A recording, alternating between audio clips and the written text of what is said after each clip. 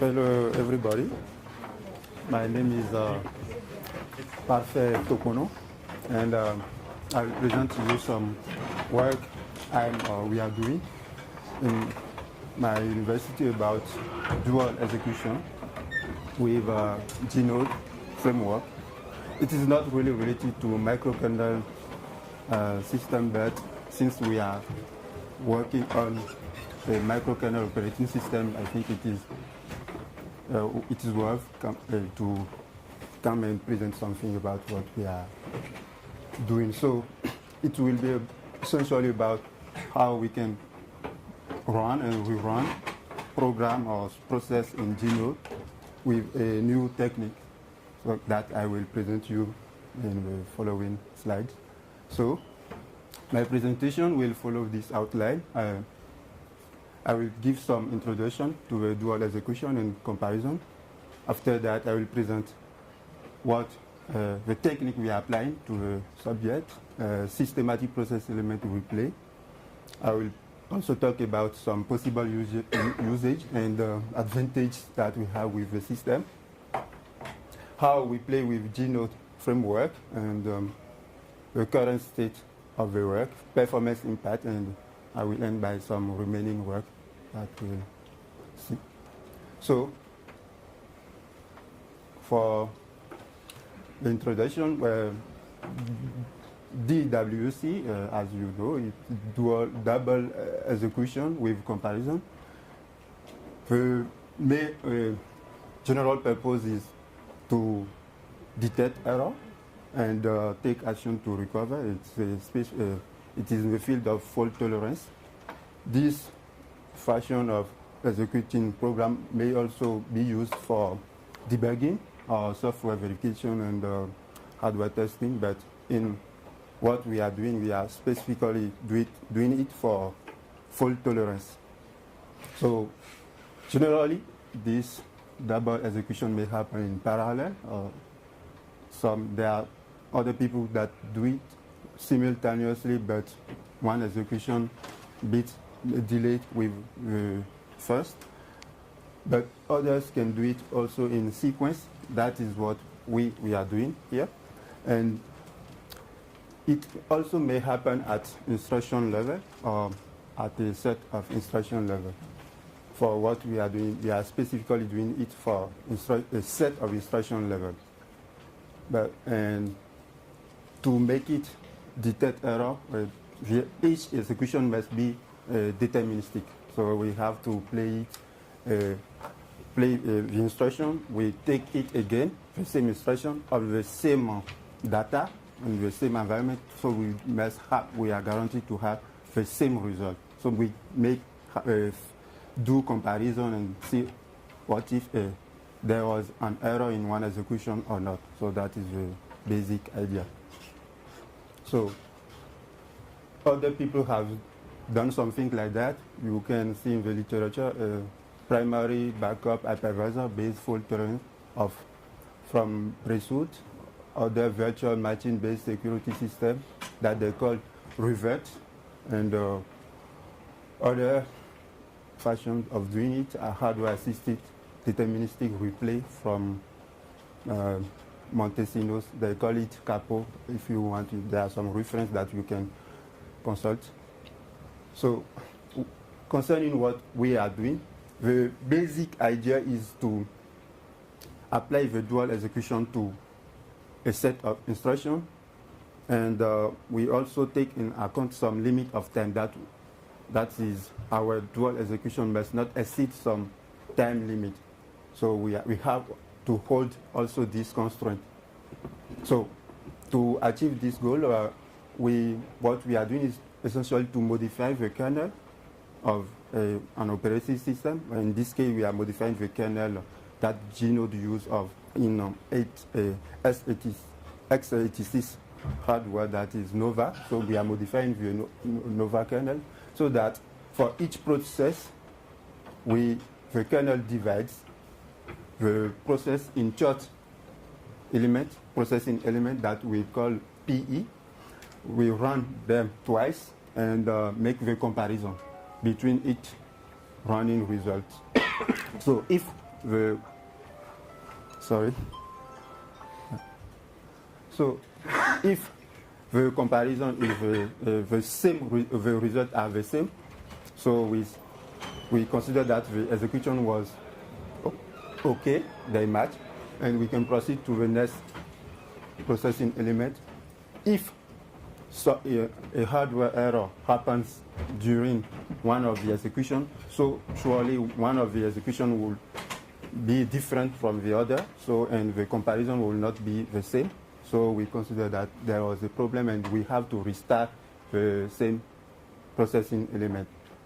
But also if there was an expected exception, so all we have to do is to restart all the entire process. So the three phases, first run, second run, and comparison, verification, and commitment, we call these three things operational transaction. That is the set of operations that have to be done or neglected. If it is not okay, so we have to restart the entire operational transaction. So for all of this to hold, the processing element must be atomic and idempotent. So we do all our best that there is no interaction with the outside world, and no input-output. We end our processing element at each input-output that we have to do with the outside world. Every time-dependent instruction, because there is no way to run the same time-dependent instruction that it will return the same result. So even we have to run this kind of instruction, we have to end our processing element. So that are some criteria to fill our goal. The main things happen, we have also to stop the processing element if the process makes some exception, page faults, or this kind of stuff, so that we keep the processing element so short to hold in the time. So in practice, what we have to do is to compare each processing element result, that is the memory page that it's modifies. So if we process modify 3 pages, we have to compare the content of these 3 memory pages and see that if they are the same. The same thing happened to the register that the process may have modified. So we also have to compare all the process related register. So for the following, I will present in the next slide how we do the process, and for you to follow me, we will call EN, the nth processing element that we will do. The first execution will be called EN1, and the second processing element execution will be called EN2.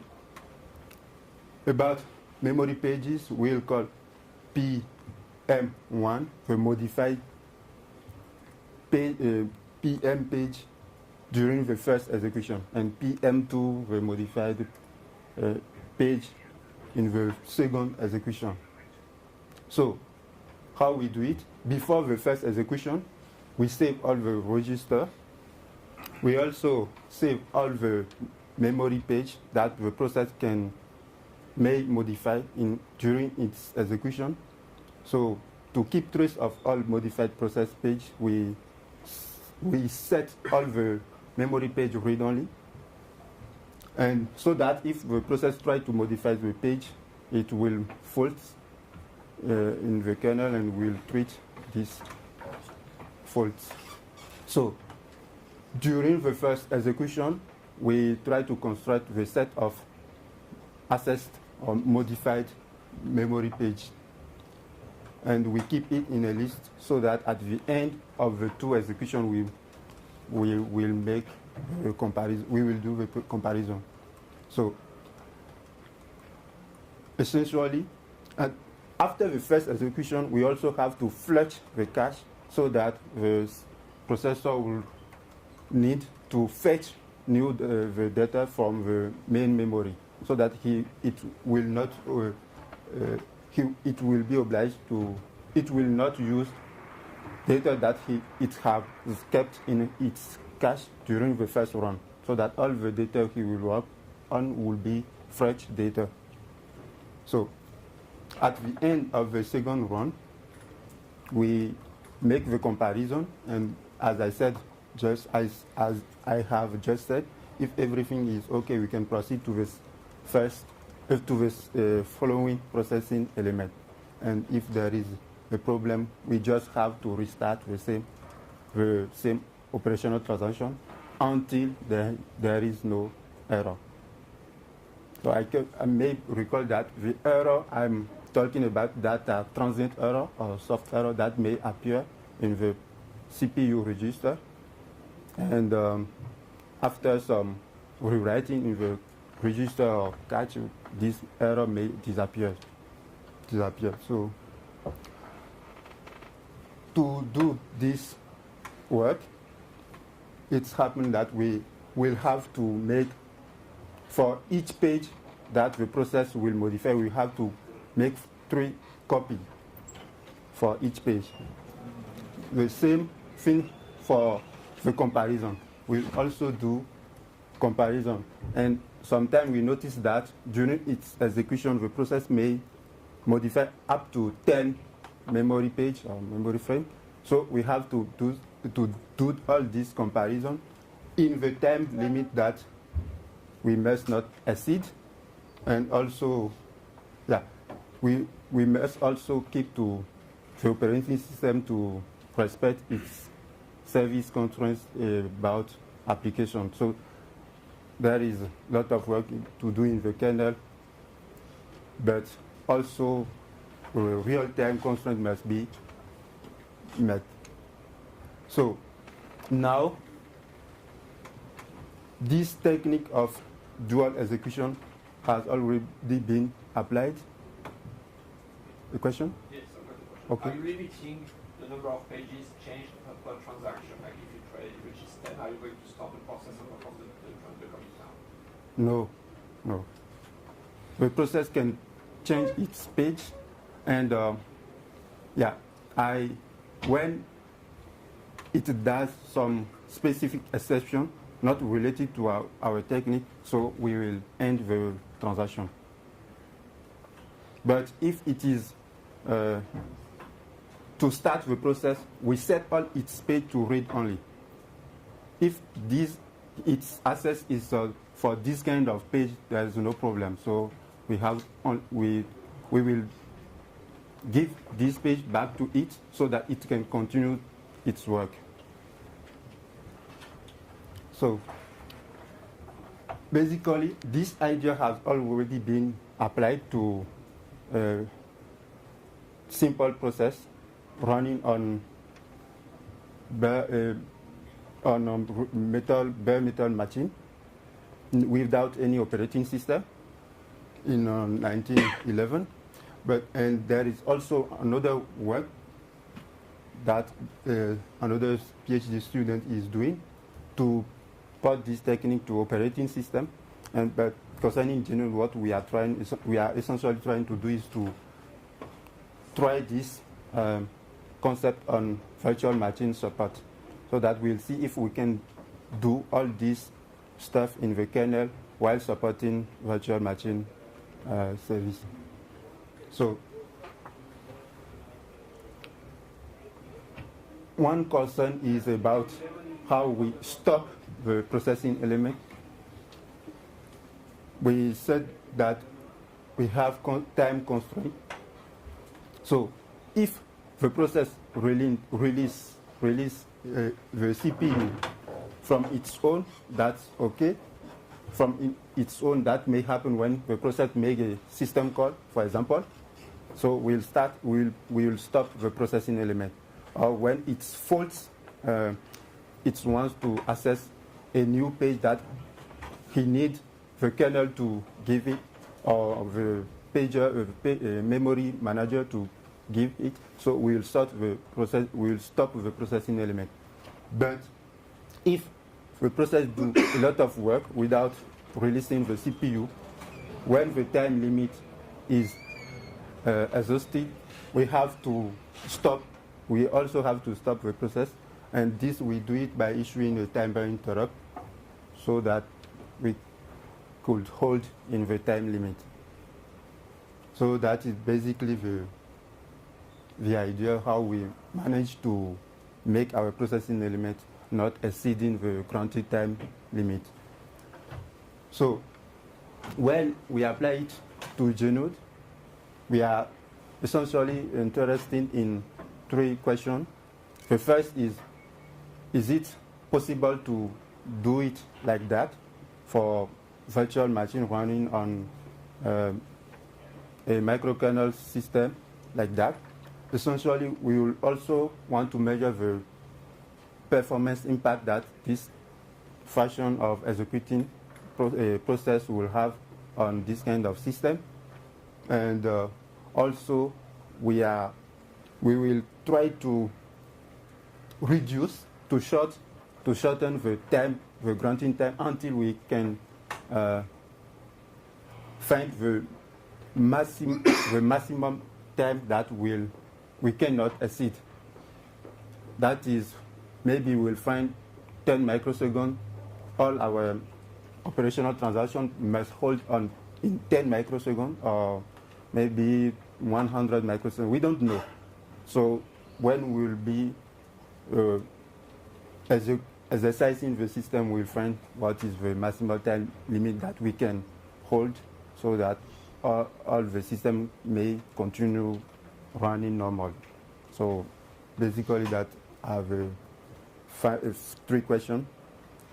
Now we cannot answer this question because the work is not fully completed, but we already have some results that give us some insight of what the system may be after it will finish. Firstly, we noticed that that is just a chronogram showing how the process execution is going. So in the first time slot, we have a user process, and at some time it will fault in the kernel, or it will be stopped by the timer, and the kernel will take action to restart the same process for the second time. And after the second execution finished, we also fall down in the kernel, and we can take action to make the comparison and verification and commitment. So we noticed that the second execution is shorter than the first execution. That is normal, because after the first execution, we already know all the memory page that the process will modify. So during the second execution, there is no need to, the process will not have to fault also on this page demand. So we already know all the page that will be modified. So that is why the second execution is shorter than the first. So that is okay. But what we also remarked that the time we spend in the kernel between the first execution and the second execution is extremely long. Our measurement show that we can spend up to 80% of the time doing some work in the kernel between these 2 executions.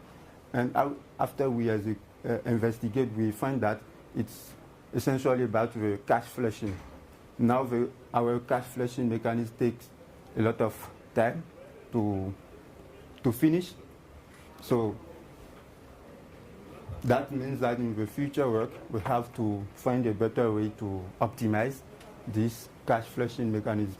So about some performance impact, what we are projecting to do is to run some benchmark after the system will be fully finished. But now, because it is an ongoing work, we cannot make the performance impact with great precision. So what we do is to approximate the normal Genode execution with the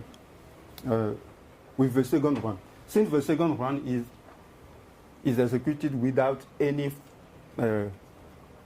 page faults, it may be considered as the normal Genode execution. So what we do is to take the overall time spent doing the two execution, and we divide it by the second execution time to find an approximation of the performance penalty that we have with this kind of system.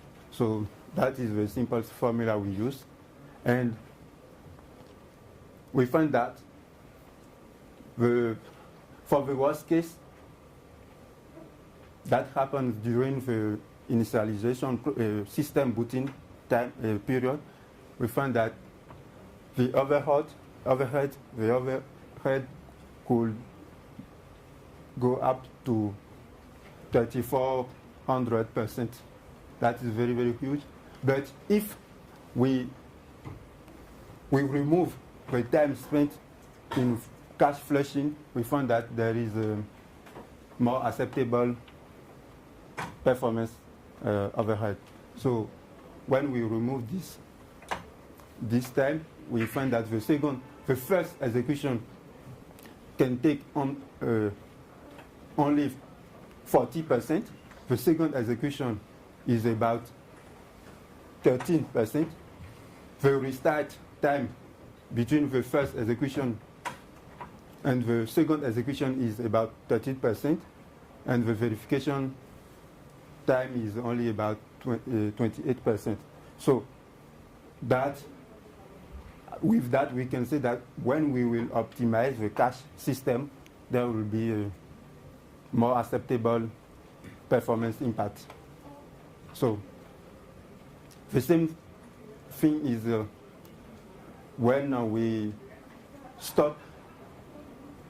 The old graph was when the process released the CPU from its own. But we also want to know if we stop the process with time interrupt, what will be the performance impact?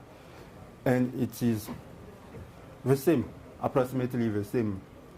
All the time was spent in the cache flushing, and if we remove the cache flushing, we have this kind of graphic, and the overhead is very, very less here. It is about only 200%. That is 2 times the normal Genode execution.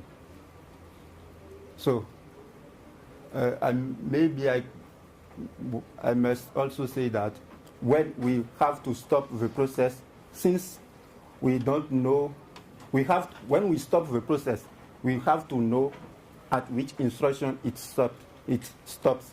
So what we do now is to count the number of instructions.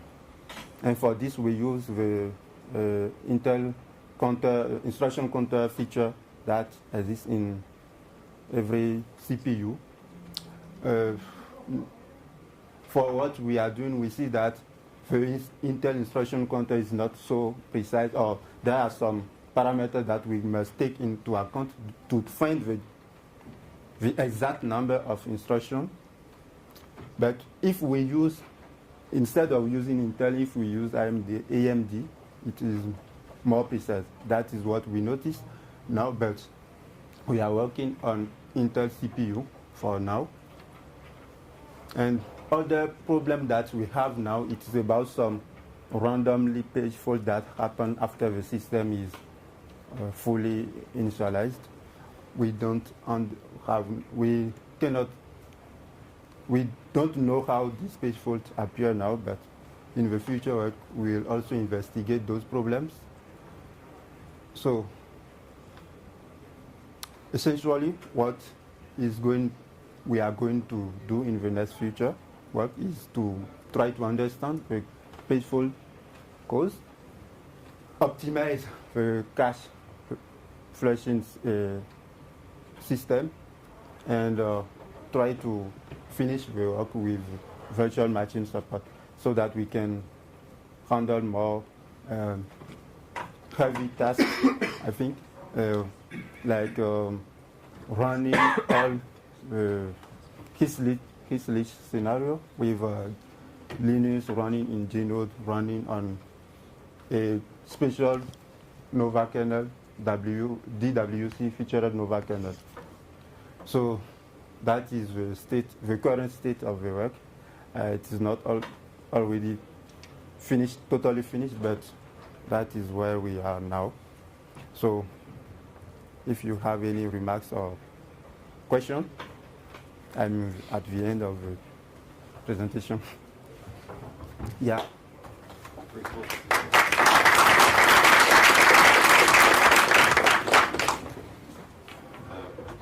Thanks for the presentation. I think it's a really interesting topic. Okay, thank you. I wonder about how do you handle single event offsets in the kernel or in the verification? Single? The SEUs, the defaults, Yeah. try to protect against SEUs, single event offsets. How do you deal with that in the kernel and in the verification mechanism? I don't get your single event. If you have a SEU in the kernel, you don't Okay, care okay. about protecting SEU in the. application Oh, processes. okay, okay. So No. what if the SEU hits the kernel when it's running, Yeah. not the application process? Okay. Now, what we are doing is only to support user learned process. After that, I think protecting the kernel will be, because we have all the kernel, will introduce some redundancy code in the kernel so that we can make this SEU detection. But now, all our focus, we are focusing on user process support.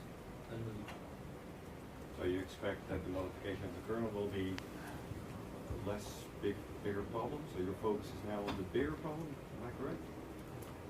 No, I don't think that this will be a big deal because now all the problem is supporting any process without knowing what the process is doing. But the kernel, we know the kernel, we know the code of the kernel, so it will be to make some special points in the kernel so that we can roll back and going forth and back between the kernel code. That will not be a big deal, I think.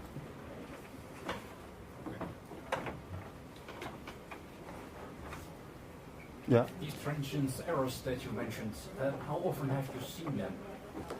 Okay, Is it happening regularly or is it every once in a while? And should I worry about that as application developer?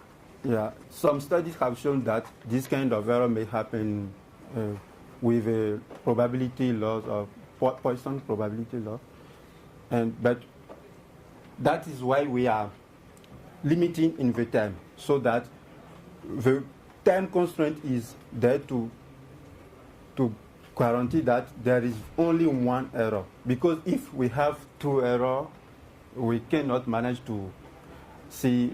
Because if we have two errors, the two execution may not be valid for comparison. So the main criteria is to have only one error. So, and that is why we may be constrained by certain limit of time.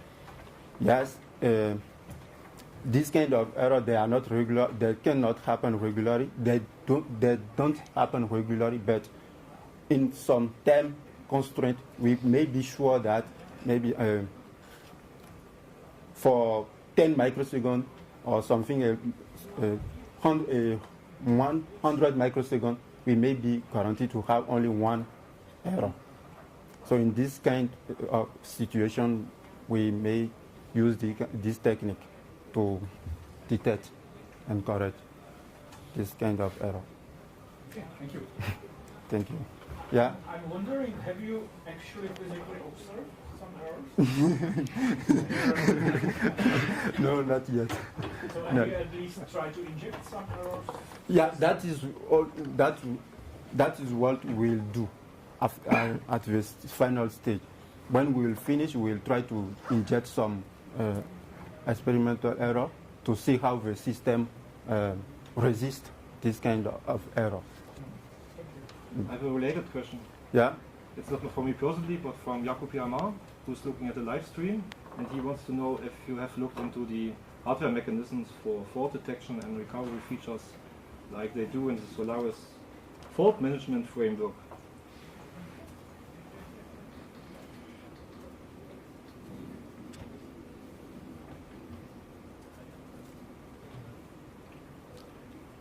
Are you talking about this slide?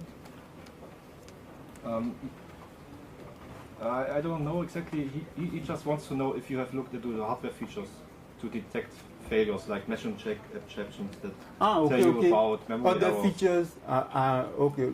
No, now we don't use this kind of feature, matching check exception or no. For what we are doing now, we don't consider this kind of exception. We are especially interested in error that may happen and the processor is not aware.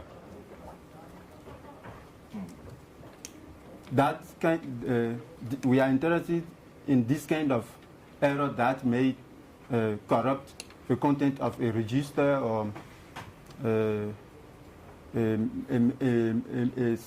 single memory part in the CPU without the CPU knowing that this kind of error has happened. Okay. Thank you. But if there is some error that corrupts the system and the CPU is maybe may get the information via the matching check exception, I think that will be very easy to hold, because for this kind of exception, if it is recoverable, it has not break the CPU, we can take action to recover. But the kind of error we are interested here is those soft error that may happen without the CPU knowing what is that there is an error. Those errors are, for example, SCU error that may happen due to radiation in the space or those kind of stuff. But because it is not a conference for space radiation, we are not going to talk about this kind of error here. Okay?